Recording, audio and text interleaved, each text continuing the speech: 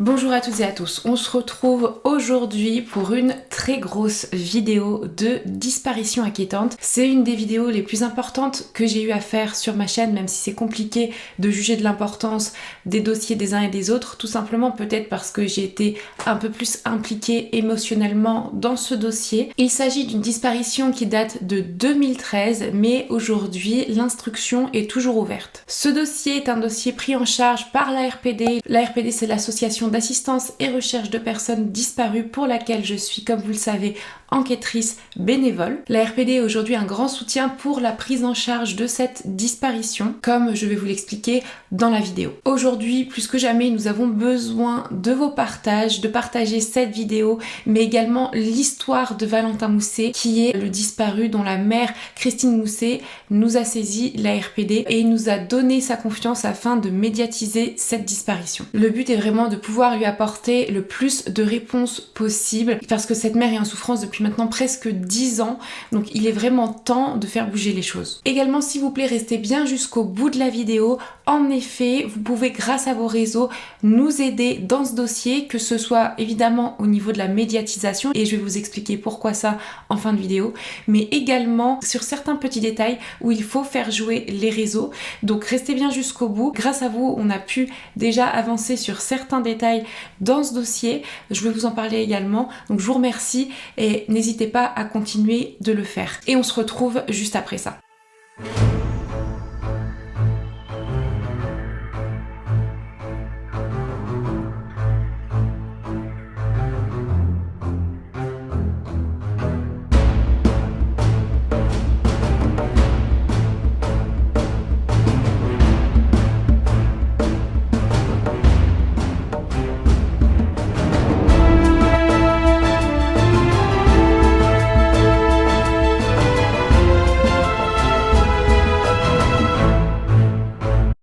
J'aimerais cependant, et j'aime pas trop faire ça, mais c'est obligé, surtout vu les derniers retours que j'ai eu sur mon ancienne vidéo où les gens se sont permis de juger les personnes disparues, je vais faire aujourd'hui un disclaimer. Alors le disclaimer, c'est notamment pour dire que cette vidéo, ce reportage est pensé depuis octobre 2022 avec Christine Mousset, que la rencontre a eu lieu en fonction des disponibilités de chacun en février 2023, et donc la vidéo sort logiquement pas beaucoup de temps après cette rencontre. Nous nous sommes effectivement déplacés avec la RPD, Bernard Valézy qui est le président de la RPD et moi sur Angers afin de rencontrer Christine Mousset et un de ses amis pour travailler ensemble sur le dossier, voir où on en était, qu'est-ce qu'on pouvait faire et comment on pouvait faire avancer les choses. Je vous dirai donc et je vous demanderai s'il vous plaît de respecter énormément que ce soit les familles disparues ou les disparus dans l'espace commentaire. Également, nous avons été saisis par la famille de Valentin Mousset, mais nous n'avons pas été saisis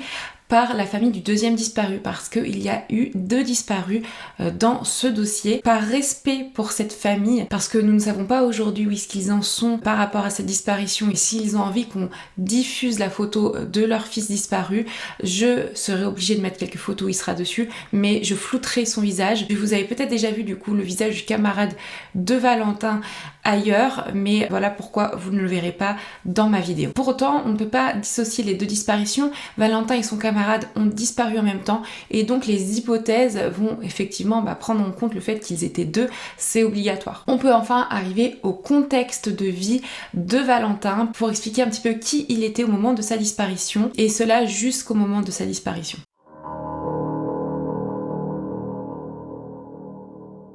Bonjour, je suis Valentin Mousset et j'ai 19 ans. Je vis dans une petite commune de Vendée. Je viens de terminer ma première année de classe prépa lettres et sciences sociales à Nantes. Comme vous pouvez le voir, c'est d'un lieu imprévu, une chambre d'hôpital, que je dois me présenter sous mes meilleurs aspects. Je suis, normalement, sportif, dynamique et enjoué. Mes amis me disent entraînant, avec un brin de folie. Je suis aussi curieux, sans doute une qualité pour le journalisme. C'est mon objectif professionnel depuis plusieurs années. L'évolution du monde contemporain me passionne. Je veux découvrir, enquêter, comprendre.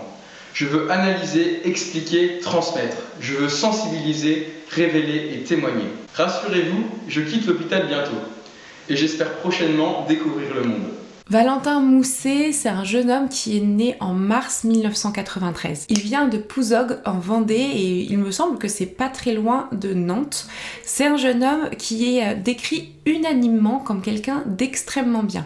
Il est ultra curieux depuis son plus jeune âge. Il a toujours été très studieux dans ses études. Pour la petite anecdote, il a d'ailleurs appris à lire tout seul. Comme c'est quelqu'un qui est extrêmement gentil, c'est quelqu'un qui veut toujours aider les autres. Il a fait un bac S et à la suite de son bac S qu'il a obtenu avec mention très bien, il s'est plutôt orienté vers des études de lettres, maths et sciences sociales. Et pour se remettre à niveau, tout l'été après son bac, il a passé énormément de temps à rattraper son retard en littérature et il a lu énormément de livres, ce qui a fait qu'il a pu rattraper son retard. Ensuite, il est rentré à Hippocane, c'est une classe préparatoire. Il s'installe dans son petit studio à Nantes, il travaille d'arrache-pied, vraiment c'est très compliqué. Et puis finalement, à la fin de l'année, il est reçu par Sciences Po Toulouse. Bon, il aurait préféré être reçu à Nantes parce que c'est beaucoup plus proche de ses parents, de sa famille, de ses amis. Il voulait peut-être pas aussi quitter son club de foot, mais il est quand même très motivé, il adore ce qu'il fait et en fait, il vit la vie parfaite d'étudiant.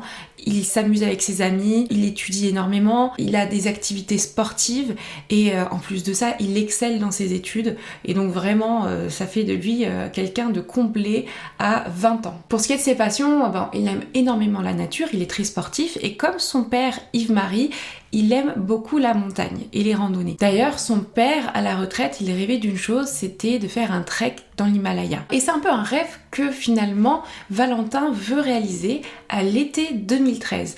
En effet, il a décidé de faire du volontariat. C'est l'année de ses 20 ans. Il décide de partir 3 semaines en voyage humanitaire. Pour pouvoir se payer ses billets d'avion, il travaille tout l'été, il arrive à payer ses billets et le but c'est de réaliser un chantier à Nadi. Donc Nadi c'est en Inde, c'est un village proche de Dharamsala, situé dans l'état de Himachal Pradesh, tout au nord de l'Inde, cet état est bordé au nord par une partie de l'Himalaya.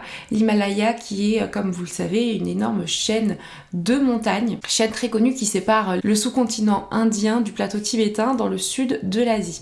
C'est également extrêmement connu par rapport à son point culminant, l'Everest, qui a une altitude de 8849 mètres. L'état d'Himachal Pradesh est pas mal connu parce que c'est également le lieu de résidence du Dalai Lama et donc l'influence tibétaine y est très forte. Donc ce projet d'aide, c'est un chantier qui doit se réaliser à travers l'organisme qui s'appelle Jeunesse et Reconstruction, qui est relayé donc, sur place en Inde par la structure FSL India, qui veut dire Field Service and Intercultural Learning. Avant son départ, Valentin prend notamment contact avec François Xavier, qui pour la suite de la vidéo va être nommé FX. FX qui lui a 21 ans, qui est un jeune étudiant en droit à Bordeaux. Pour ce qui est le début de la mission, elle devait réellement commencer le 1er août 2013. Donc ce qui était prévu, c'est que Valentin arrive à l'aéroport de Delhi, qu'il y rejoigne FX et qu'ensuite eux ils partent ensemble en bus à Dharamsala et plus précisément là où ils devaient dormir, et donc dans le quartier McLeod Ganj qui est situé tout au nord de Dharamsala. Quand il arrive, Valentin, il se rend compte que François Xavier n'est pas au point de rendez-vous. Il essaye de le contacter, il n'arrive pas à le joindre. Finalement, il décide de passer 2 jours sur place seul à Delhi. Il prend pas mal de photos et ensuite il prend tout seul le bus pour aller au point de rendez-vous dans ce fameux quartier McLeod Ganj. Ce quartier qui se trouve déjà à 2000 mètres d'altitude, donc vraiment au pied de l'Himalaya. Quand il y arrive, donc il se retrouve dans une guest house, il retrouve 4 autres Français de l'association, donc Annette, Léo, Mej et le fameux FX. Donc FX, lui, n'a jamais donné d'explication très claire sur le fait qu'il n'ait pas prévenu Valentin, finalement qu'ils ne se retrouvaient pas tous les deux au point de rendez-vous. Il a simplement dit qu'il voulait passer finalement ces 2 jours tout seul. Les semaines vont s'organiser comme ceci. Il y a 2 semaines où vraiment il va y avoir la mission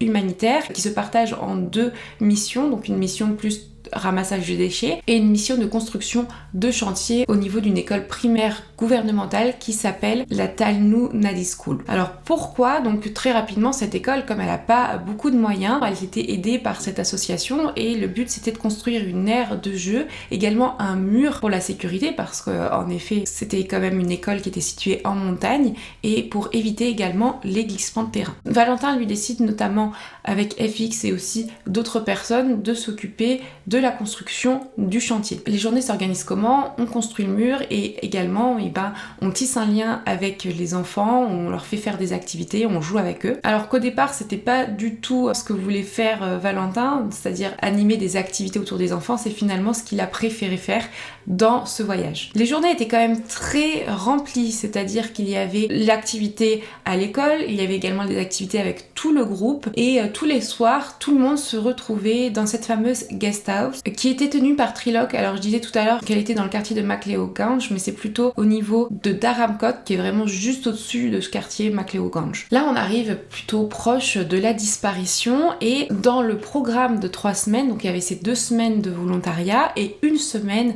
qui est optionnelle, qui est une semaine pour réaliser un trek en montagne. Évidemment, on connaît un peu Valentin maintenant, c'est une option qu'il a pris, c'est un peu son rêve de pouvoir réaliser un trek, et donc avec plusieurs personnes, dont FX et les autres Français, ils avaient prévu tous ensemble de faire ce trek-là.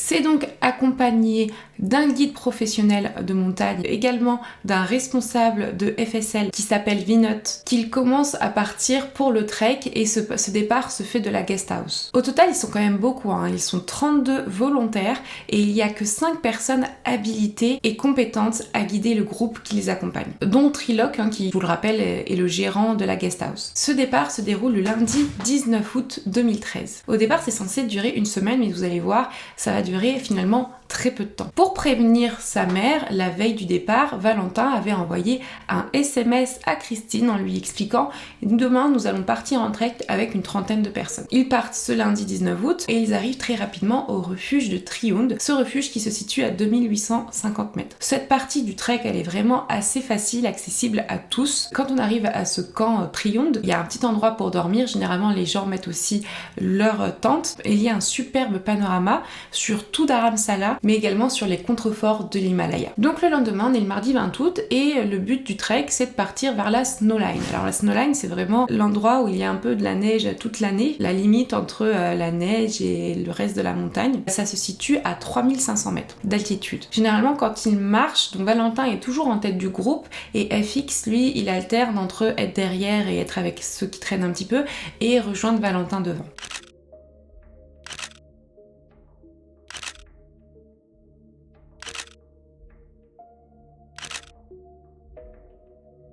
Le jour même, ils reviennent au refuge de Triong et là, il est organisé pour le lendemain un nouveau trek. Donc pour le mercredi 21 août 2013, c'est un trek de difficulté moyenne entre Triund et Ilaka. Et Valentin et FX sont de la partie. Donc déjà à ce moment-là, on voit que les deux ont à peu près le même rythme de marche parce qu'au retour de ce trek-là, vers Triung, ils se sont détachés du groupe et ils descendent ensemble en solo sans attendre le groupe. Comme je vous disais, finalement, le trek n'aura duré que 3 jours parce qu'ils sont censés repartir tous le 22 août 2013, donc seulement 3 jours après avoir commencé le trek. Il y avait un souci de désorganisation générale. Déjà de base, comme l'avait souligné FX à plusieurs de ses amis, ils étaient censés être une quinzaine de personnes et ils se sont retrouvés à 30. Donc il y avait effectivement pas assez d'accompagnants pour tout le monde parce qu'ils auraient dû faire plusieurs groupes parce que 30 personnes n'ont pas le même niveau sportif et donc il va obligatoirement y avoir des groupes qui vont se séparer.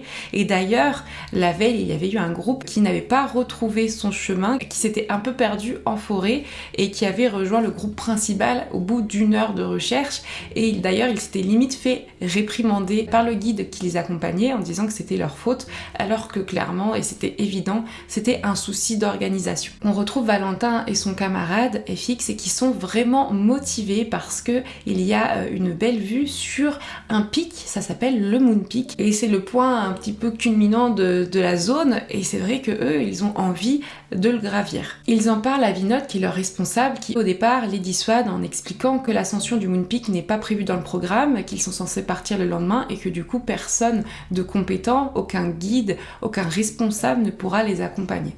Mais ils insistent tellement qu'au bout d'un moment, on a le guide qui va expliquer à FX le chemin à utiliser, le seul chemin à prendre depuis la snowline pour arriver au Moon Peak. Et le Moon Peak, il culmine à 4650 mètres. Pour vous donner un ordre d'idée, c'est un tout petit peu moins que le Mont Blanc. C'est Moonpeak, et dont le chemin qu'ils sont censés utiliser également, c'est fréquenté énormément par des bergers du coin qui vont faire paître leurs bêtes là-bas. Donc on a Valentin et son camarade qui sont super excités à l'idée de grimper ce pic, ils ont vraiment énormément envie de le faire, sachant qu'en plus le trek finalement il était quand même très écourté et que Valentin était censé repartir le 28 août et FX le 27 août. Comme ils ont hâte, ils ont limite donné envie à Meige et Annette de partir avec eux, mais au final elles se sont un peu désistées au dernier moment, elles ont expliqué qu'elles étaient trop fatiguées et qu'elles pensaient qu'elles allaient les ralentir, et donc finalement elles décident de ne pas réaliser ce trek le lendemain avec eux. Là on est vraiment la veille, donc le 21 août, le mercredi 21 août 2013,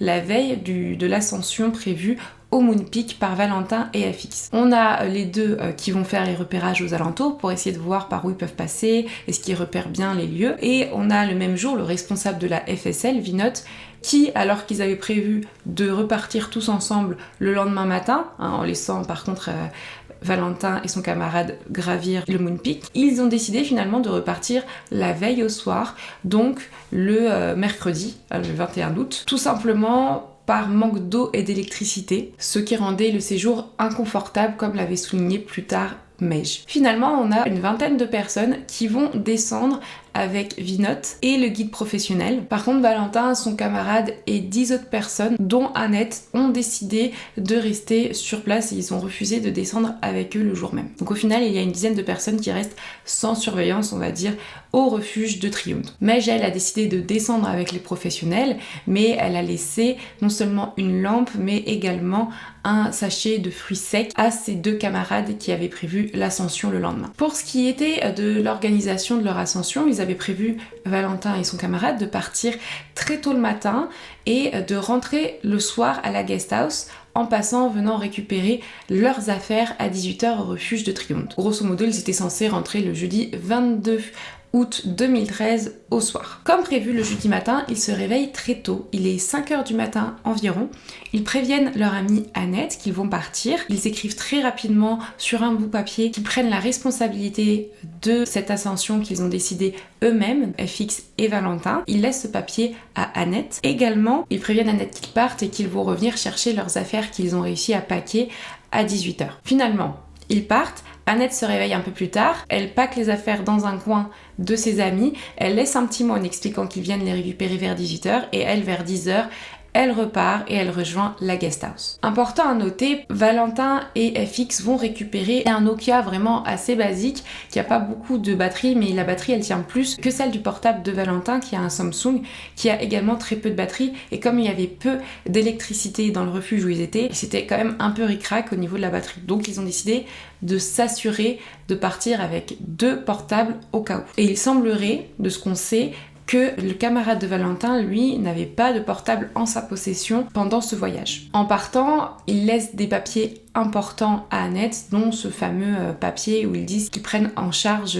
toutes les responsabilités de ce qui peut leur arriver pendant l'ascension du Moonpeak. Ils étaient attendus le soir à la guest house, mais on ne les voit pas arriver. Personne finalement n'est très inquiet parce qu'ils se disent que c'était quand même un grand trek, enfin c'est quand même une grande marche, qu'ils se sont dit qu'ils sont très probablement trop fatigués pour redescendre ce soir et ils ont dû rester au refuge de Triumph et ils vont revenir très certainement le vendredi 23 août dans la journée. Mais Meige explique quand même qu'elle était un petit peu inquiète et qu'elle voulait se rassurer. Donc elle a demandé à Vinod de contacter des personnes qui pourraient être sur place au refuge afin de s'assurer que les deux sont bien arrivés et ont récupéré leurs affaires, ou en tout cas qu'ils ont été aperçus. On n'arrive pas à contacter le refuge, pas avant le lendemain matin, donc le vendredi 23 à 11h. Et malheureusement, c'est là qu'on apprend que les affaires sont toujours là et que Valentin et FX n'ont plus jamais été aperçus. Vraiment, au départ, le FSL ne voulait pas prévenir tout de suite la police, ils voulaient utiliser un peu leurs contacts, que ce soit des trekkers ou même des bergers, afin d'essayer de les retrouver. Heureusement, il y a les amis de Valentin et son camarade qui sont allés prévenir la police et l'ambassade directement dans la journée du vendredi. Ils préviennent l'ambassade de France et également ils se déplacent au commissariat de police, et bon là ça a duré extrêmement longtemps parce qu'il a fallu scanner des affaires, ça a duré en fait 3 heures. Ils sont repartis à 16h et en fait ils sont assez frustrés parce qu'il faisait vraiment très beau le vendredi matin et qu'on aurait pu entamé des recherches assez rapidement avec une bonne visibilité et malheureusement dans l'après-midi le temps a vraiment tourné. Dans les jours qui ont suivi, les amis attendent de voir arriver Valentin et FX à la guest house et malheureusement ils ne les ont jamais vus arriver et chacun est reparti dans son pays. Finalement, les parents des deux disparus sont prévenus extrêmement rapidement, je pense grâce à l'efficacité des camarades de Valentin et d'FX qui ont prévenu l'ambassade. Jeunesse et Reconstruction a appelé les parents le jour même, donc le vendredi 23 août 2013, le lendemain de la disparition de Valentin et de son camarade, vers midi. Christine se souvient très distinctement de ce moment-là, parce qu'ils étaient en voiture avec Yves-Marie, son mari. Elle se voulait rassurante, elle disait « bon, on va vite les retrouver, il n'y a pas de problème ». Yves-Marie tout de suite s'est renfermé et a expliqué que pour lui, c'était très grave. Et malheureusement, il avait raison.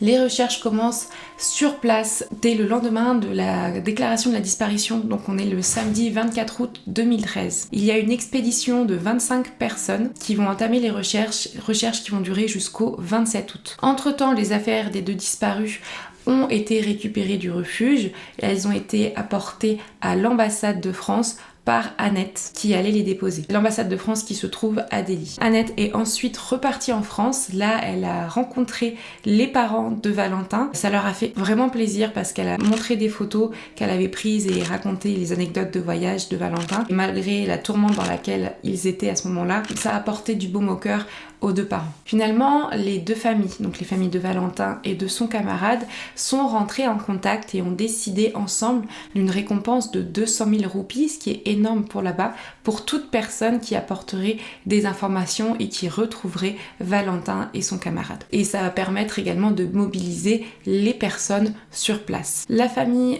de FX va prendre la décision dès septembre de se rendre sur place. Les deux familles n'ont jamais fait de déplacement ensemble, mais toujours séparément.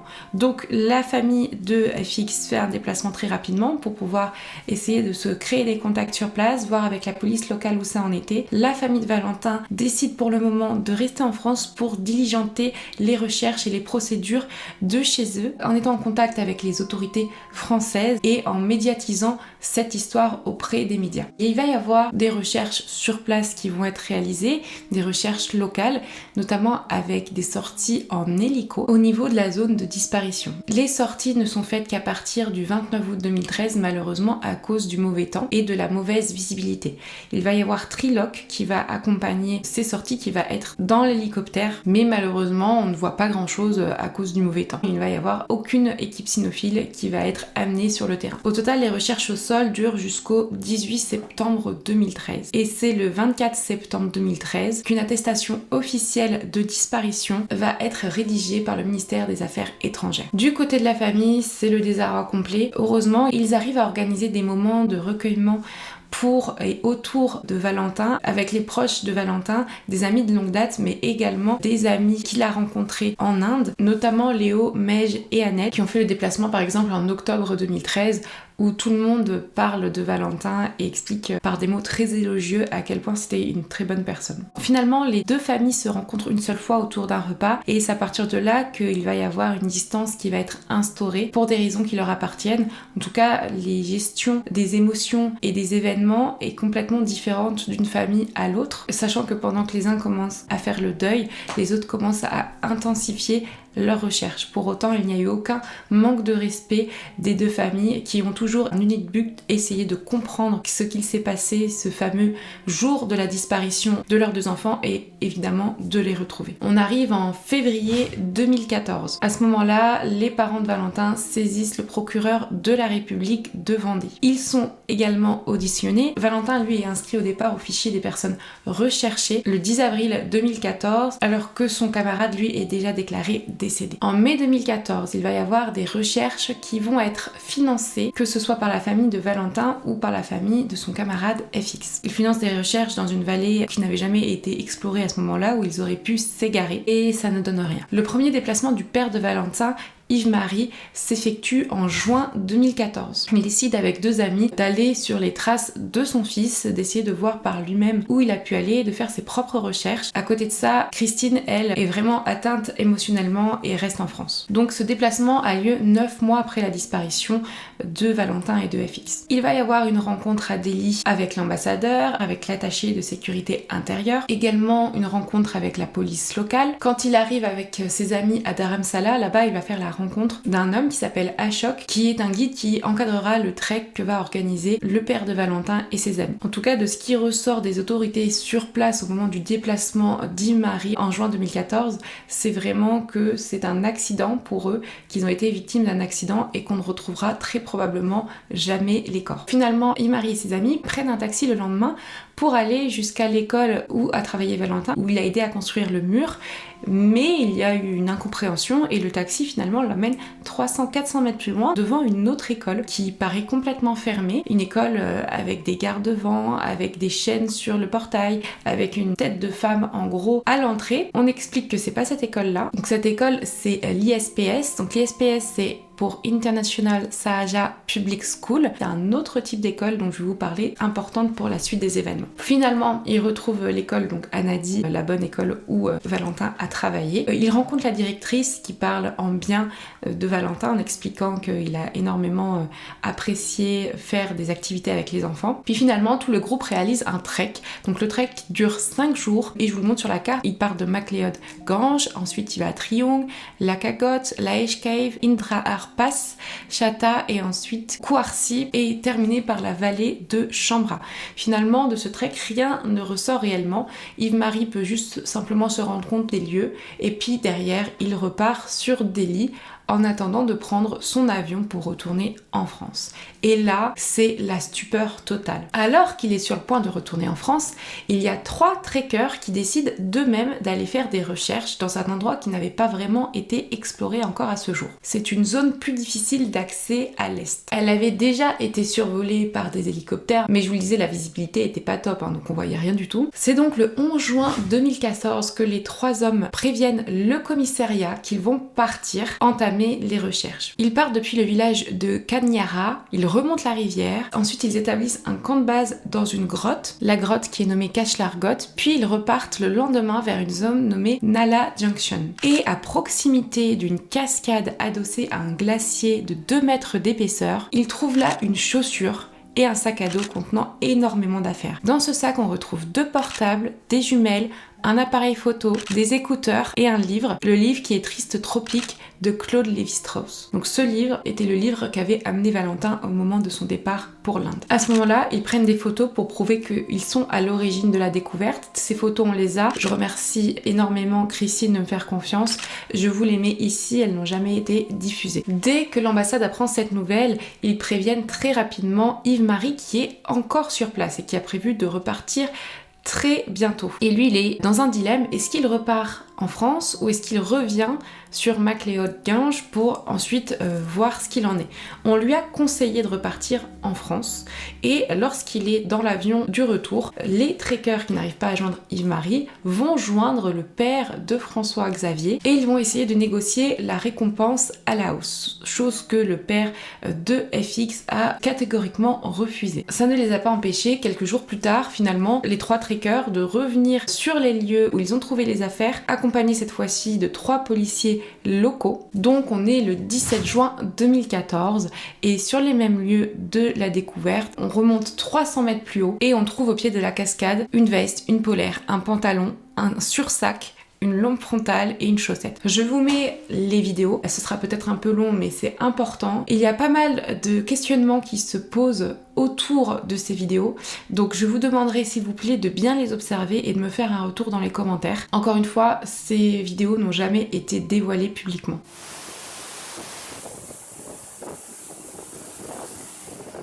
So this is the file where we have found the jacket and bag of those pulling out of the stones.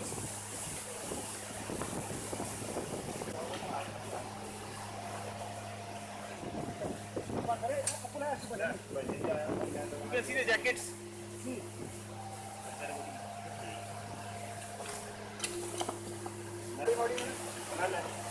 नीचे से खल थी चल stop stop stop और भी है jacket yes another part of the clothes we have found here this is a part of the bag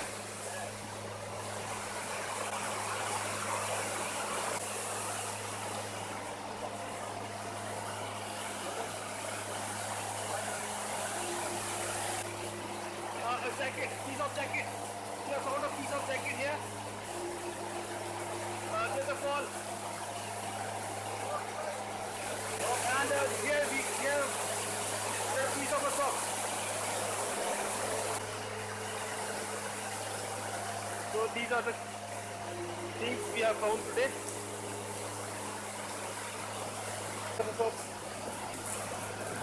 Bag.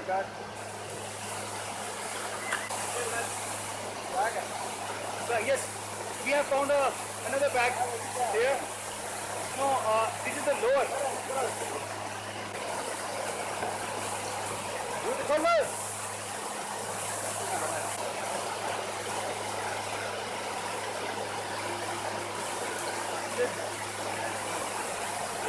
And another thing we have found here. This is a something torch type material. This is I think torch.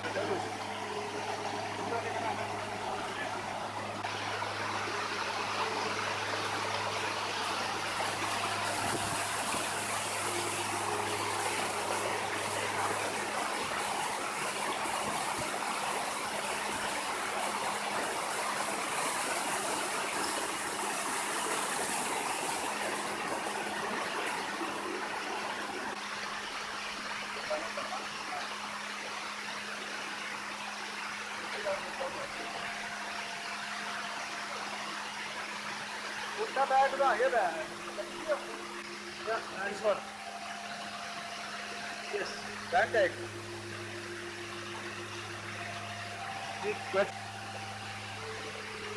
Take a bag. Take a soldi. Okay, buddy. Take a suit. Hamari hai. Suit hamaro. Yes, bag tag.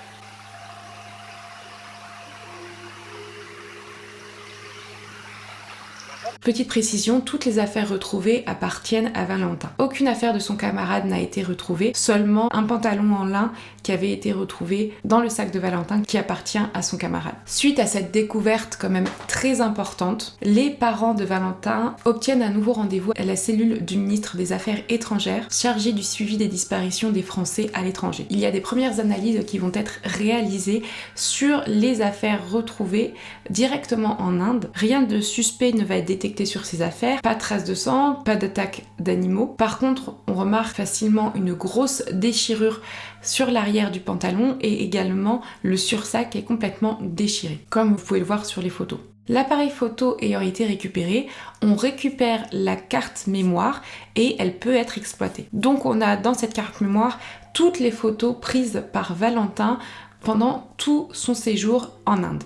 Et également, on a une vingtaine de photos qui sont les photos du jour de la disparition, du moment où Valentin et son camarade partent jusqu'à la dernière photo. Je vous les mets ici en avance assez rapide, mais ça va nous permettre de retracer leur chemin et d'essayer de comprendre un peu mieux ce qu'il s'est passé ce jour-là. Une des dernières photos est d'ailleurs FX qui est pris en photo on suppose, par Valentin. Il est pris en photo entre midi et midi 15 et on le voit au sommet du Moon Peak, donc on sait qu'ils ont réussi leur ascension, donc la partie la plus compliquée. Donc on se dit qu'ils ont mis environ 7 heures pour grimper. À la suite de la toute dernière photo que je vous mets ici, il n'y a plus aucune autre photo qui a été prise avec l'appareil photo. Nous sommes sûrs qu'ils sont arrivés au sommet du Moon Peak qui se situe à 4600 mètres d'altitude puisque nous avons des photos qui le justifient. Mais ensuite, après midi 15, heure à laquelle ils sont arrivés au sommet, nous n'avons aucune information. On a également retrouvé 2 téléphones dans le sac à dos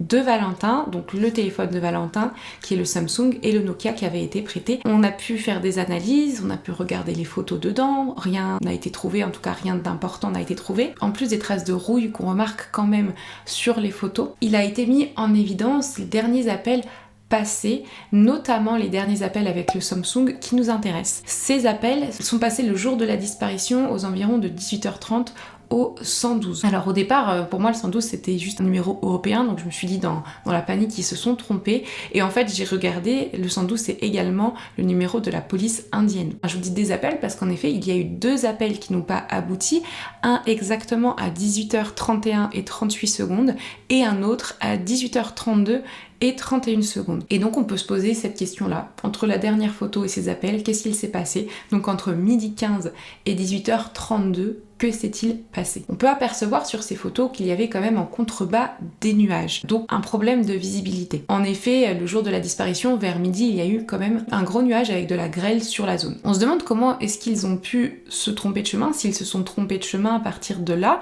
parce qu'il n'y avait qu'un chemin par lequel ils sont arrivés au sommet, et logiquement tu reprends le même chemin pour redescendre. Soit ils se sont complètement trompés, ou soit ils ont essayé d'aller ailleurs, on ne sait pas. On peut se poser la question, est-ce qu'ils se sont perdus à cause des nuages? Est-ce qu'ils n'ont pas réussi à retrouver leur chemin? En tout cas, les affaires ont été retrouvées sur une zone qui n'est pas du tout vers la zone du refuge. Il y a eu des nouvelles recherches en septembre 2014. Donc, ces recherches ont eu lieu sur les lieux de découverte des affaires de Valentin. Il y a eu des recherches en amont de la cascade, en bas de la cascade, dans la zone de la cascade. Il y avait d'ailleurs les glaciers qui avaient partiellement fondu, mais rien n'a été retrouvé. Évidemment, la première chose qu'on se dit, c'est les trekkers là, qui ont retrouvé ces affaires, il faut les interroger, il faut qu'on essaye de comprendre comment ils ont retrouvé ces affaires, pourquoi, quelles circonstances, où, qui, comment, qui a vu les affaires en premier. Donc ils ont été interrogés, mais les interrogatoires sont quand même assez sommaires, hein. C'est-à-dire qu'en fait ils ont juste expliqué qui ils sont, qu'est-ce qu'ils ont fait ce jour-là, et puis en fait il n'y a pas vraiment eu de questions qui leur ont été posées. Ce qu'on apprend, et ce que Yves-Marie apprend et trouve quand même très surprenant, c'est qu'un des 3 trekkers, qui s'appelle Najin, et un des trekkers qui avait accompagné Yves-Marie, vous savez, quand il a fait son trek de 5 jours. Et ce qui est très bizarre, quand il a été interrogé, il n'a pas parlé du fait qu'il avait quelques jours avant la découverte des affaires fait un trek avec le père du disparu. On apprend aussi quelque chose d'assez étrange, une histoire de berger. On nous dit que c'est un berger sur place qui aurait aperçu les affaires et qu'il en aurait parlé aux trekkers et que finalement c'est pour ça que les trekkers seraient allés dans cette zone. Mais ce qui est quand même assez bizarre, c'est que déjà il était question d'un berger qui aurait aperçu des affaires, mais ça n'était pas allé plus loin, en octobre 2013, donc 7 mois auparavant.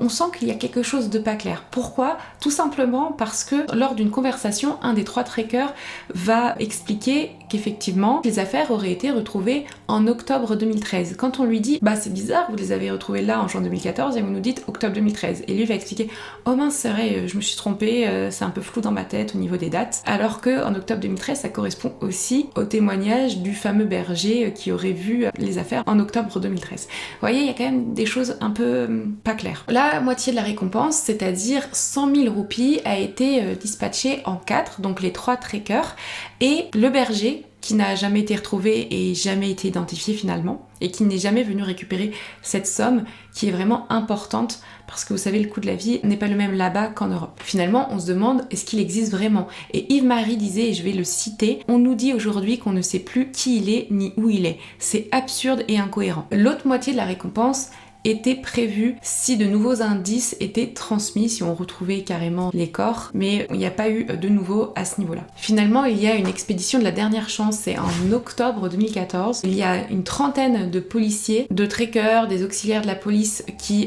ont l'expertise et le matériel nécessaire pour mener les recherches, qui ont fait des recherches sur place, mais ça n'a rien donné. Un an après, c'est les parents de Valentin qui ont organisé des recherches sur place. Pour ça, ils ont contacté le syndicat national des guides de haute montagne de Haute-Savoie pour organiser des recherches en amont et en aval de la fameuse cascade. 2 guides savoyards expérimentés sont allés sur place. Ils y vont notamment accompagnés d'une amie et des parents de Valentin. Ces 2 guides partent 2 semaines, ils sont accompagnés de trekkers locaux et rien ne va être retrouvé également. En mars 2016, là, il y a un autre déplacement de Yves-Marie et de Christine en Inde. Eux, ils vont commencer à s'intéresser à l'ISPS. Vous savez, la fameuse école barricadée avec des gens qui gardent devant la porte, devant le portail. Je vais vous en parler de ça un peu plus tard. Là, en novembre 2016, il y a quelque chose d'intéressant qui aurait pu mettre peut-être un point final à toute cette histoire.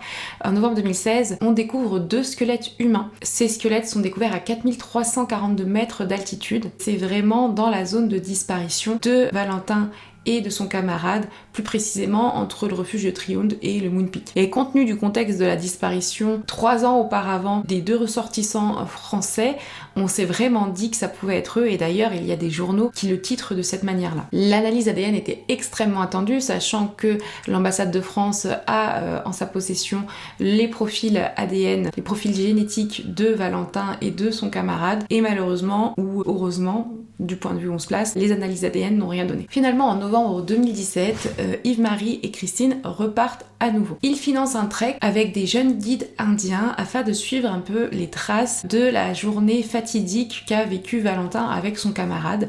Pour ça, ils ont avec eux les photos de la journée de la disparition qu'avait pris Valentin, et ils ont pu comparer pour être sûrs à 100% de par où ils étaient passés pour l'ascension du Moon Peak. Et là, on se rend compte que même s'ils sont bien arrivés au Moon Peak, ils n'ont pas utilisé le chemin qui leur avait été indiqué par le guide, mais ils sont passés par un chemin qui n'est pas vraiment connu, sans corde, donc ils ont un peu limite escaladé. On peut se poser la question de pourquoi est-ce qu'ils sont passés par là. Soit ils voulaient aller un peu plus vite, soit ils voulaient essayer d'escalader, se challenger, soit ils se sont tout simplement trompés, ou soit ils voulaient arriver avant la pluie qui s'annonçait. Et puis finalement, on arrive facilement, donc fin d'année 2017, les parents de Valentin ne savent plus quoi faire. Ils ont l'impression d'avoir tout fait, ils sont complètement perdus. Finalement, en février 2018, Yves-Marie et Christine vont être conviés à la remise des diplômes des étudiants de la promotion de Valentin. Il y a la présence de la ministre de la Justice qui s'appelle Nicole Belloubet et qui fait partie du conseil d'administration de l'école. Comme elle a enseigné le droit à Valentin, Yves-Marie et Christine vont aller échanger avec elle. En plus de ça, ils lui avaient expliqué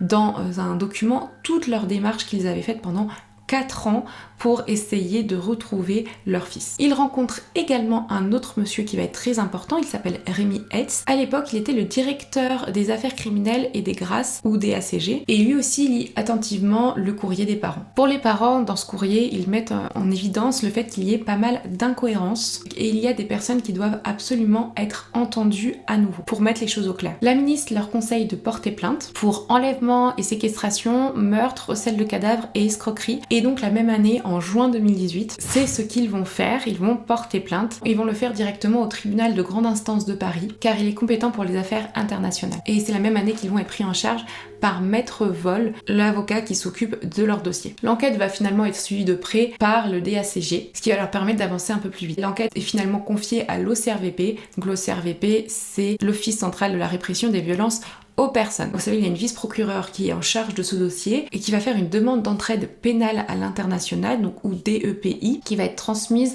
en Inde en février 2019. Et à partir de là, plus aucune communication sur ce qui est fait ou pas sur le dossier, que ce soit des informations transmises à l'avocat ou des informations transmises à la famille, et on arrive mi-juin 2020. Et là, la substitute du procureur qui a repris l'affaire va écrire en signifiant qu'elle pense classer sans suite la procédure, la DEPI. Sous le choc, et parce qu'ils n'ont aucune explication de la raison de ce classement, la famille va contacter Rémi Hetz. Rémi Hetz qui depuis a été nommé procureur de la République de Paris, et même depuis 2021, maintenant il est devenu procureur général près de la Cour d'appel de Paris. Et il l'accepte sans hésiter, et il leur donne rendez-vous au tribunal de Paris en novembre 2020 avec leur avocat et avec, vous savez, la substitute du procureur. Et au fur et à mesure de la réunion, on se rend compte que cette dernière, en fait, elle connaît pas grand-chose au dossier et que finalement il n'y a pas grand chose qui a été fait. Ça a été vraiment mis en suspens pendant 2 ans. Aucune action n'a été entreprise de la part des autorités indiennes depuis la transmission de cette fameuse DEPI. Le procureur, lui, Rémi Hetz, trouve qu'il y a vraiment des éléments étranges dans ce dossier et conseille les parents de Valentin de porter plainte avec constitution de partie civile. Il les assure de les soutenir dans la démarche. Et donc, sous ces conseils avisés, c'est ce qu'ils vont faire le 23 novembre 2020. C'est Maître Vol qui saisit une juge d'instruction parisienne. Et qu'est-ce que ça change cette constitution de partie civile? Tout simplement, ça veut dire que la famille aura le droit d'accéder à la procédure. Donc finalement, on a eu une juge qui a été nommée et qui les a reçus le 19 juillet 2021. Là, elle a exprimé le fait qu'il était très impliqué dans ce dossier. Elle leur a même dit qu'elle comptait faire une demande pour pouvoir se rendre sur place, dans le cadre d'un accord bilatéral entre l'Inde et la France, dans le domaine judiciaire. Donc déjà, dans toute cette affaire, il y a quand même eu énormément d'échanges, que ce soit entre le ministère des Affaires étrangères, avec l'ambassade de France à Delhi, ou encore avec les autorités indiennes. Yves-Marie et moi, nous sommes allés à 5 reprises en Inde pour essayer de trouver des réponses, rechercher des éléments pour mettre du sens, essayer de comprendre ce qui avait pu leur arriver. Malgré toute notre mobilisation et notre énergie, nous n'avons pas de réponse à ce jour précise sur ce qui s'est passé.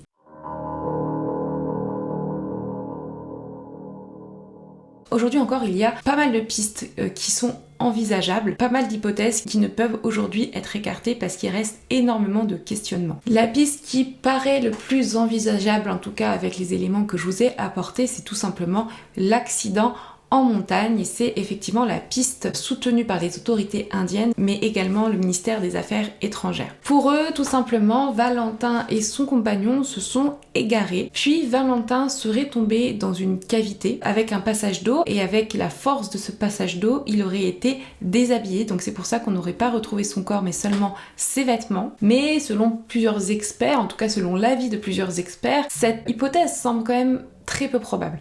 Donc là, on a l'avis du PGHM. Le PGHM, si vous ne savez pas, c'est l'unité de montagne de la gendarmerie nationale, et je vous en ai déjà parlé dans ma vidéo, la deuxième vidéo des disparus du Mercantour. Ils ont gentiment établi une sorte de rapport pour expliquer de manière assez précise pourquoi est-ce que pour eux ça leur semble inenvisageable. Déjà, comme vous pouvez le voir dans la vidéo que je vous mets ici, la vidéo de la deuxième expédition, on a retrouvé les affaires dans un périmètre très restreint, sous des grosses pierres.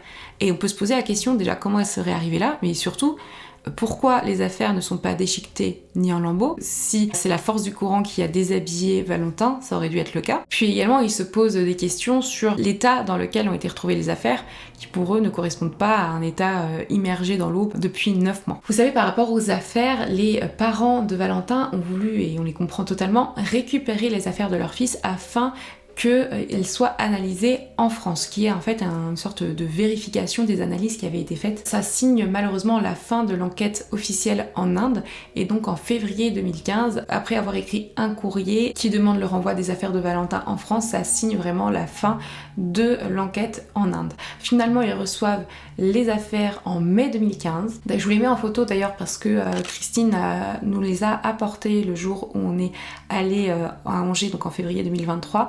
On a pu les voir, effectivement, comme vous pouvez le voir, les affaires sont quand même en très bon état. Elles ne sont pas déchirées à part le pantalon. Il n'y a pas le sursac, il a été jeté entre temps. Et on voit qu'il y a même des affaires qui peuvent aujourd'hui encore être portées. Et également, je vous montre, parce que pour des affaires qui auraient été immergées pendant 9 mois dans l'eau, on a retrouvé le livre qui était dans un sac, mais regardez, le livre, effectivement, on voit qu'il a été en contact avec de l'eau, mais il est encore lisible, et donc ça me paraît quand même très étrange. Donc vraiment difficile de croire que ces affaires sont restées dehors au gré des intempéries, à la lumière et au soleil pendant 9 mois, ou encore immergées tout ce temps dans l'eau. Les affaires portent aujourd'hui encore les stigmates des recherches qui avaient été effectuées dessus, que ce soit en Inde ou en France. Donc toutes ces affaires sont réexaminées en France, on a les portables, l'appareil photo, les vêtements retrouvés qui sont examinés par l'Institut génétique Nantes-Atlantique. Les analyses concluent à l'absence de matière organique et donc de sang dans les vêtements. Une autre hypothèse qui expliquerait peut-être un peu mieux pourquoi on aurait retrouvé que les vêtements de Valentin et pas son corps, c'est une hypothèse qui a été mise en lumière par les guides de haute montagne, vous savez, qui étaient venus faire des recherches sur le terrain. Ils ont expliqué que ça pouvait être dû à un déshabillage paradoxal. Alors très rapidement, qu'est-ce que c'est? Quand le corps est en hypothermie, il est probable d'avoir une sensation de chaud et qu'on retire tous ses vêtements. C'est sous l'effet apparemment de bouffées de chaleur, donc ce qui peut arriver paradoxalement quand on est en hypothermie. Il les aurait déposés à côté de la grotte où il se serait réfugié. Les vêtements et le sac auraient été ensuite recouverts de neige et auraient été entraînés au pied de la cascade après quand il y aurait eu la fonte des neiges, ou tout simplement lors d'avalanches, au printemps 2014. Pour son camarade FX, ils n'ont pas d'autre explication que la mort par chute dans un endroit inaccessible. Sauf que au moment de la disparition, le jour de la disparition et même pendant la nuit, ça ne descendait pas en dessous de 5 degrés. Et la journée, ça pouvait aller assez haut. Donc on pense que c'est pas assez pour une hypothermie sévère au point d'avoir des bouffées de chaleur et d'enlever tous ses vêtements. Après, on peut se poser la question également, et tout le monde se la pose, pourquoi est-ce qu'on n'a pas retrouvé d'affaires du camarade de Valentin? Et il a été un moment évoqué dans le dossier, peut-être qu'il y aurait eu une sorte de bagarre entre les deux et peut-être qu'il y en a un qui aurait poussé l'autre. La bagarre aurait mal tourné, il y en a peut-être un qui serait tombé, qui serait mort accidentellement, l'autre aurait peut-être essayer de camoufler ça en retirant les vêtements de l'un, de se débarrasser du corps de l'autre. Enfin, en fait, on n'en sait rien. Là, je vous explique cette hypothèse, mais en fait, on n'a rien pour appuyer cette hypothèse-là. Par contre, ce qui paraît plus envisageable, c'est l'hypothèse de la mauvaise rencontre. Vous allez me dire, mais pourquoi une mauvaise rencontre dans ces montagnes? Vous allez voir. Il y a plusieurs aspects de la mauvaise rencontre et plusieurs types qui auraient pu se passer dans ces montagnes. La première hypothèse pourrait tourner autour d'une rencontre d'une personne mal intentionnée. Peut-être tout simplement que un des jeunes ou les deux jeunes auraient vécu un choc émotionnel important qui fait qu'il aurait été complètement désorienté et manipulable, qu'on aurait profité de cette détresse-là pour les amener dans un endroit avec une emprise sectaire. Rappelez-vous, lors du tout premier voyage d'Yves-Marie en juin 2014 en Inde, il s'était trompé un moment, il était allé à une autre école, 400 mètres plus loin que l'école où avait travaillé Valentin. Cette école, c'est l'ISPS. Et donc les parents ont voulu en savoir un petit peu plus par rapport à cette école qui paraissait quand même un petit peu spéciale. Après des recherches, ils se rendent compte que cette école reçoit des enfants élevés dans la culture du Sahaja Yoga. C'est une technique de méditation. Donc les enseignements y sont donnés en anglais et le régime y est assez monastique. Également, l'école est gérée par des personnes très haut placées en Inde dans différents domaines, que ce soit des domaines culturels ou des domaines religieux ou empreints de spiritualité. En effet, je vous avais dit, il y a une femme qui apparaît sur une photo déjà juste à l'entrée de l'école. Cette femme, c'est Sri Mataji Nirmala Devi. C'est la fondatrice du mouvement Sahaja Yoga. Donc, c'est la pratique spirituelle, je vous le disais, de la méditation. Le mouvement qui porte cette structure est considéré apparemment en France par l'organisme Miviludes pour Mission interministérielle de lutte anti-secte comme un organisme sectaire. Beaucoup d'inquiétudes ont été exprimées par rapport à ce mouvement, notamment par rapport à l'envoi des enfants dans des écoles qui font cette pratique, que ce soit en Inde ou en Italie, l'envoi des enfants par les parents membres de ce mouvement, et donc des écoles internationales du type ISPS. On a le CIAOSN, qui est le Centre d'information et d'avis sur les organisations sectaires nuisibles en Belgique, qui exprime la problématique qui est que la séparation tant géographique qu'émotionnelle des jeunes enfants d'avec leurs parents pour de longues périodes place ces enfants dans une situation à risque sur le plan du développement personnel. Aujourd'hui, on ne peut pas relier de manière sûre et certaine ce mouvement à une secte, tant les enfants qui finissent leur scolarité et qui ressortent de cette école expriment que de la gratitude et de la bienveillance quant à ce qu'ils ont vécu dans ces écoles et qu'ils ne comprennent pas qu'on pense qu'ils font partie d'une secte. Après, vous me direz, c'est vrai que si on fait partie d'une secte ou d'un mouvement sectaire, on ne va pas le crier sur tous les toits. De toute façon, les parents de Valentin ne veulent écarter aucune piste. Il faut qu'ils en aient le cœur net et veulent vérifier si Valentin ne serait pas retenu de gré ou de force dans cette école. Yves-Marie et Christine vont faire part de leur inquiétude à l'ambassade de France en Inde et il y est envoyé un attaché consulaire. Il se rend sur place, prend quelques photos, mais ne rentre pas. L'école est bien gardée et je pense qu'il n'ose pas rentrer. Après, ce qu'il va faire, c'est qu'il va montrer la photo de Valentin et les gens vont dire qu'ils ne l'ont pas aperçu et que Valentin n'est pas dans l'école. Par ailleurs, il est demandé une liste d'enfants dans cette école et ils vont leur répondre qu'ils n'ont pas cette liste. Malheureusement, la famille de Valentin espérait une perquisition et elle n'aura jamais eu lieu. Il y a même eu un détective privé qui a été envoyé en 2015 là-bas. Il participe même à une cérémonie ouverte au public, mais pour lui, il lui semble difficile de retenir quelqu'un en ces lieux. Quand Yves-Marie et Christine y retournent en mars 2016, ils veulent rentrer dans l'école et pour cela, ils vont carrément faire une demande directe au Maharaja de Dharamsala. Ils ont pu lui parler par rapport à une de leurs connaissances et le Maharaja obtient un rendez-vous avec la directrice quelques jours après. Donc les parents peuvent aller sur place, ils écrivent leur nom sur un registre et ils vont rencontrer la directrice là-bas qui va leur expliquer qu'ils n'ont jamais vu Valentin, qu'il ne fait pas partie de leur école. Ils vont faire un rapide tour des établissements, bien sûr évidemment accompagnés, mais ils n'accèdent pas à certains bâtiments. Ils sont également reçus dans la demeure du riche propriétaire propriétaire de l'école qui leur répète que leur fils n'est pas du tout ici. Au fil de leurs recherches, les parents de Valentin se renseignent et tombent sur un témoignage d'une femme canadienne qui explique que son fils était dans la structure, qu'elle avait de moins en moins de contact avec lui au fil du temps. Il a fallu qu'elle bataille et qu'elle négocie pour qu'il sorte de cette structure. Et il a été exprimé, alors ça j'ai pas vu où ça a été trouvé, s'il y a des sources ou pas, mais ça a été expliqué qu'on pense que là-bas des jeunes internationaux sont forcés à être mariés. Derrière, ils réaliseraient des faux documents d'identité. Peut-être y aurait-il lieu aussi d'aller sur des lieux spirituels qui se trouvent dans la zone de disparition de Valentin et de son camarade, pour vérifier qu'il n'y ait pas une sorte d'enfermement ou d'engagement dont on ne sait pas de quoi il pourrait retourner. Il y a un autre type de mauvaise rencontre qu'on peut faire dans ces montagnes.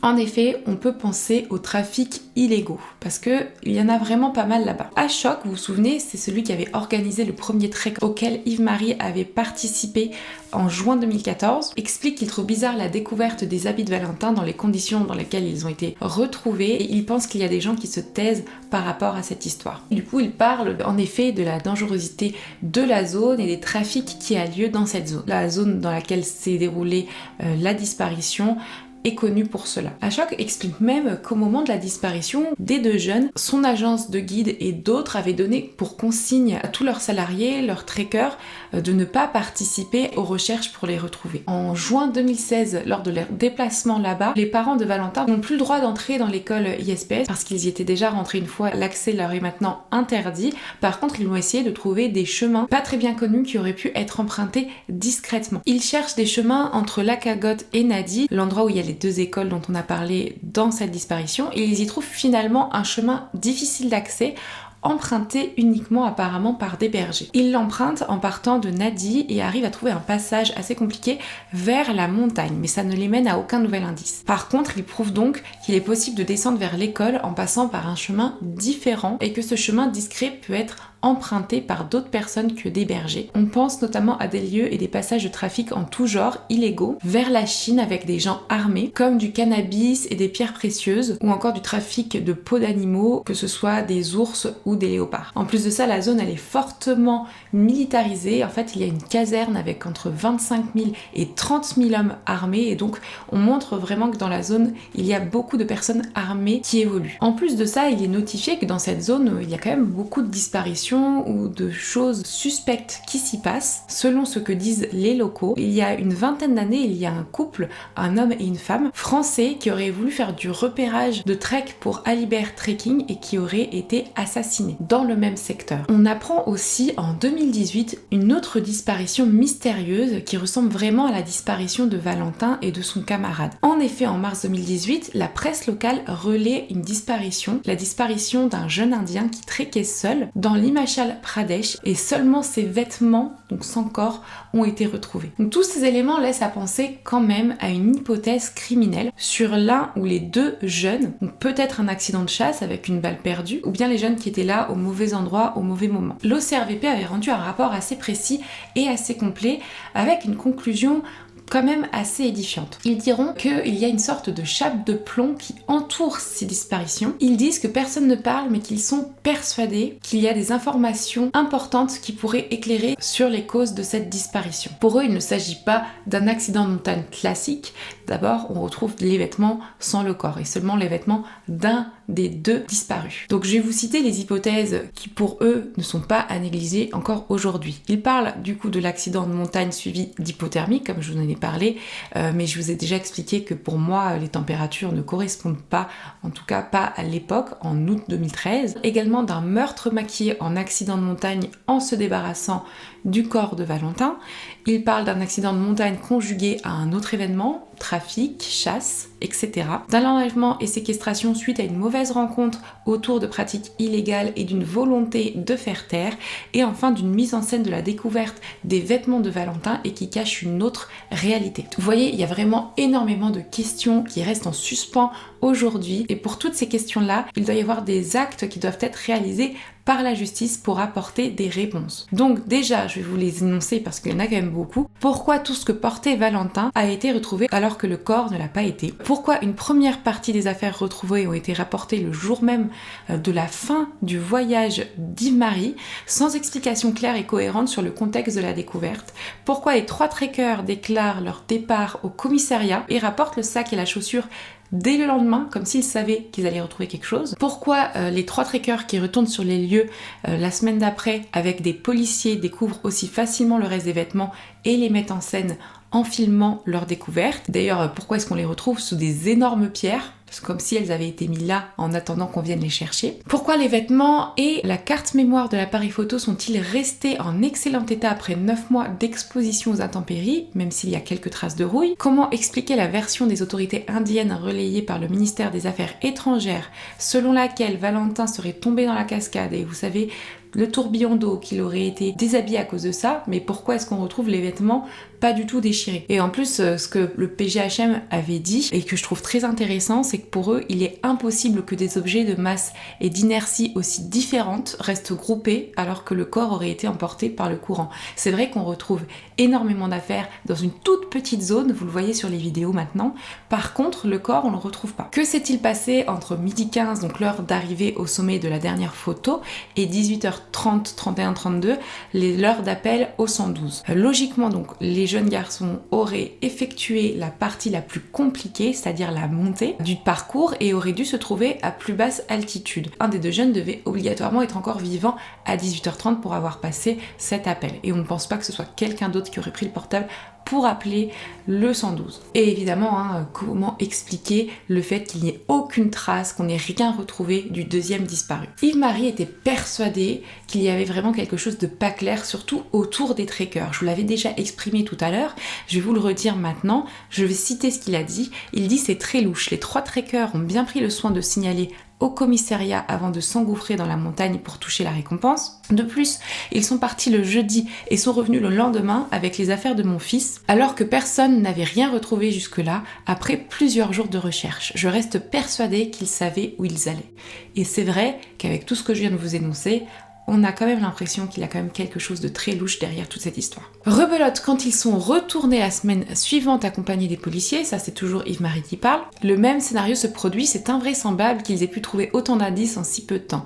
D'autant que l'un d'entre eux, comme je vous le disais, s'était joint à l'expédition dont faisait partie le père de Valentin quelques jours avant. Pourquoi il ne parle pas de son audition? Pour lui, ça ne fait aucun doute, ces 3 personnes savent quelque chose, 2 d'entre eux ont été interrogés, mais le 3e, on ne sait pas. Pendant toutes ces années, Yves-Marie et Christine ont voulu combler un peu le manque de leur fils. Ils ont voulu aider des étudiants étrangers en les accueillant chez eux, en leur donnant la possibilité, des fois même financière, de réaliser des bonnes études. Yves-Marie, à côté de ça, tenait vraiment très régulièrement un jour un blog sur Canal Blog où il expliquait toutes les démarches qu'il faisait et il parlait comme s'il parlait à son fils Valentin. Yves-Marie, lui, qui était ancien cadre informaticien et jusqu'en 2020, il avait effectué 2 mandats pour être maire de la Pommerais-sur-Sèvre. Et malheureusement, alors que Yves-Marie et Christine avançaient main dans la main dans cette dure épreuve que leur avait lancée la vie, il y a une autre épreuve qu'ils ont dû affronter, c'est en octobre 2021 où on apprend qu'Yves-Marie est atteint d'un cancer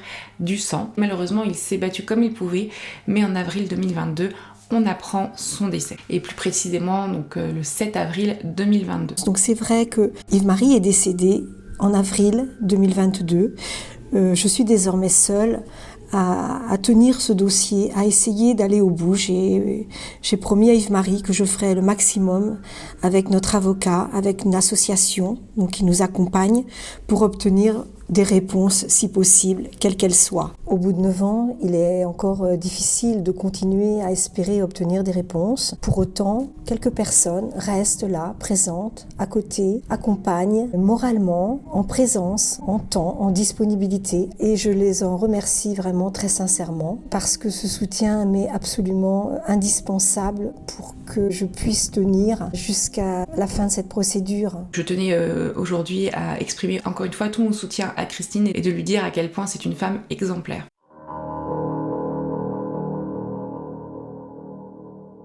Elle est soutenue heureusement quand même par un ami qui lui est très proche et également par l'ARPD depuis plusieurs années. Il y a également son avocat qui est très actif et qui ne la laisse pas tomber et qui la tient souvent au courant et qui est aussi très disponible. Avec l'ARPD, on a rencontré Christine et un de ses amis à Angers sur 3 jours afin de relancer le dossier, de préparer ce que je fais aujourd'hui et en mettant en lumière les actions juridiques qu'il reste à faire dans ce dossier et comment l'ARPD peut aider. Le dossier complet va être confié à un enquêteur, un ancien enquêteur professionnel de l'association afin qu'il le relise et qu'il mette en évidence des potentielles incohérences dans tout ce dossier. Et il va pouvoir apporter également un regard neuf dessus. Je me permets cette démarche auprès de Marine car la disparition de Valentin et de son camarade reste une énigme. Et à ce jour, nous ne savons pas exactement ce qui leur est arrivé. Aujourd'hui, la RPD par l'utilisation de nouveaux médias,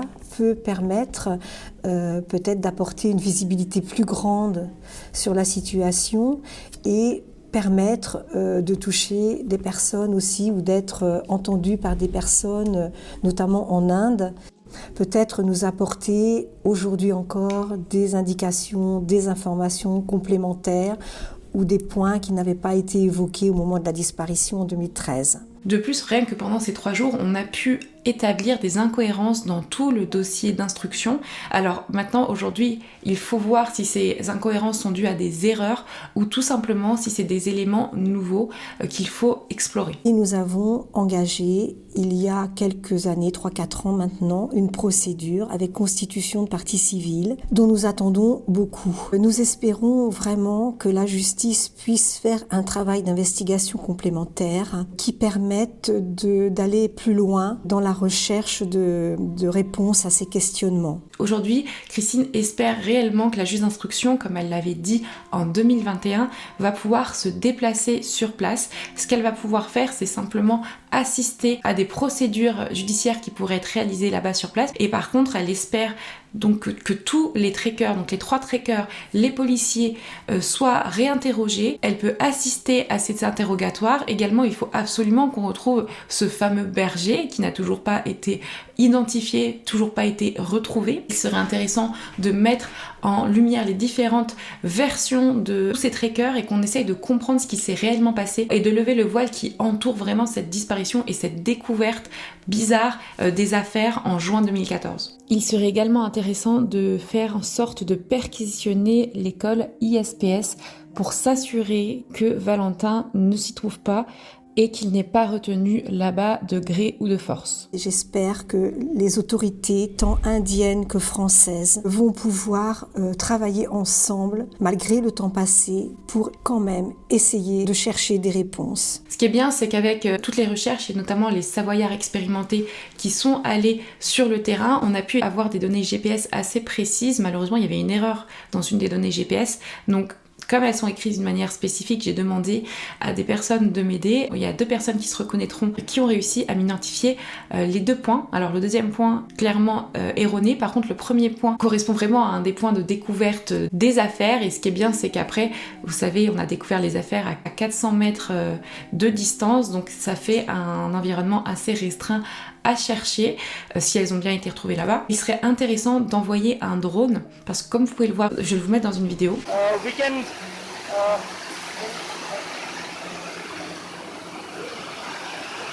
We are going to find the bodies in this place. Yes.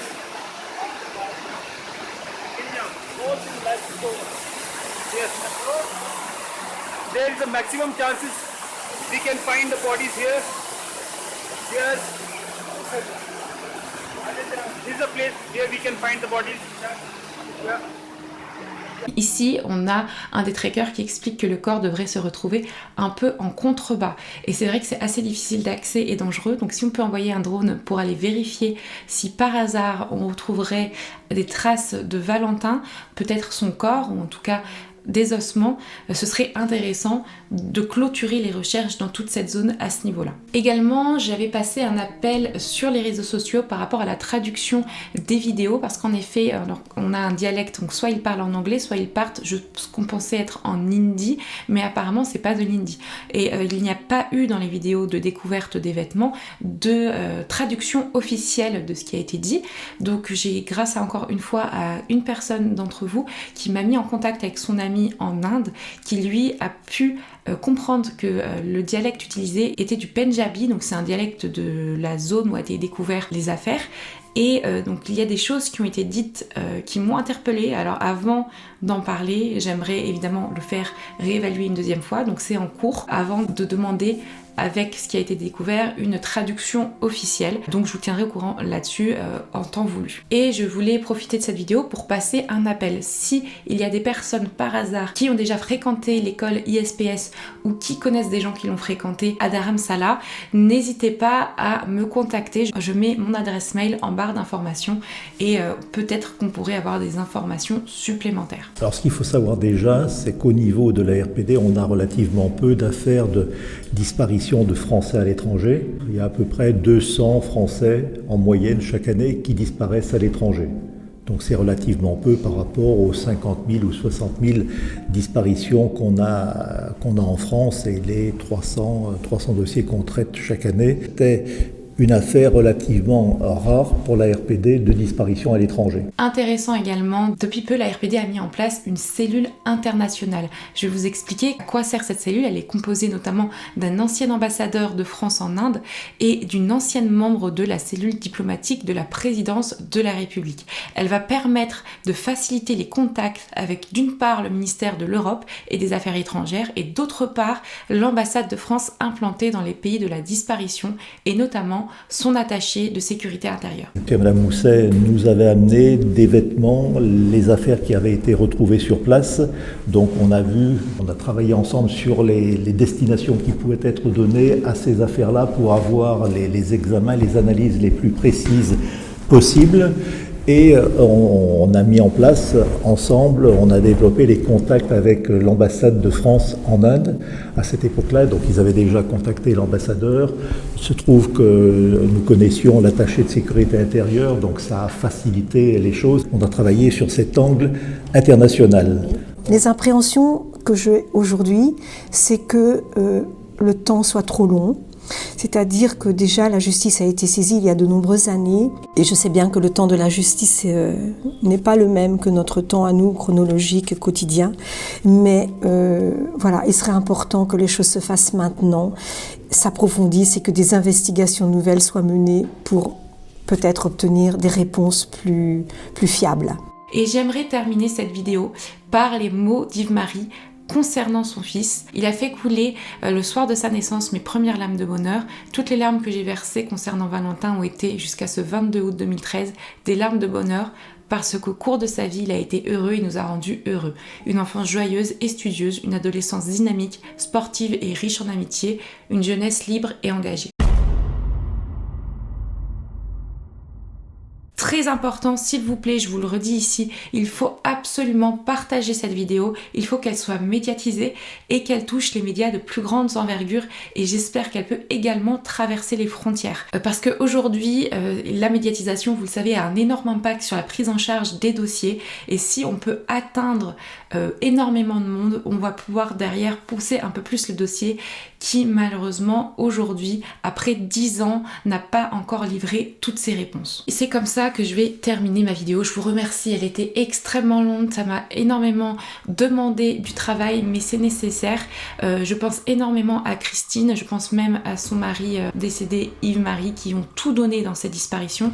Je pense aussi effectivement à la deuxième famille impliquée, qui aujourd'hui, j'espère, obtiendra aussi des réponses à leurs questions s'ils en ont encore. Je remercie énormément le temps accordé par Christine et surtout sa confiance. Et je voudrais vraiment que vous poussiez cette vidéo, ça fait quelques semaines que je vous en parle, qu'il faut vraiment que cette vidéo soit beaucoup vue, beaucoup poussée. En tout cas, je vous remercie d'avoir tenu jusque là. Nous, on se retrouve la semaine prochaine pour une nouvelle vidéo. On se retrouve tous les lundis pour des live Twitch et en attendant, prenez soin de vous et de vos proches.